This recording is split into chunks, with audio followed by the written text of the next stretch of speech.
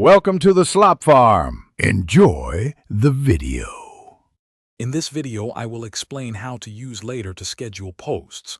First, you will connect your social media accounts, such as Instagram, Facebook, or TikTok, to the Later platform. Next, upload all your photos and videos into the media library. This central hub stores all your content. Then, simply drag and drop your desired media directly onto the visual content calendar. This intuitive drag-and-drop interface makes planning your content incredibly straightforward and efficient, saving you valuable time. Once your media is on the calendar, it is time to craft your perfect post. You will write engaging captions that truly speak to your audience, ensuring your message is clear. Remember to add a strategic selection of relevant hashtags. Later can even suggest them for you. This helps expand your post's visibility to a wider audience. Additionally, you can easily tag other accounts or specific locations, enhancing engagement and community interaction within your posts.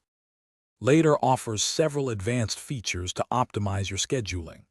Utilize the best time to post feature, which analyzes your audience's activity to suggest optimal posting times, potentially boosting engagement by up to 20%.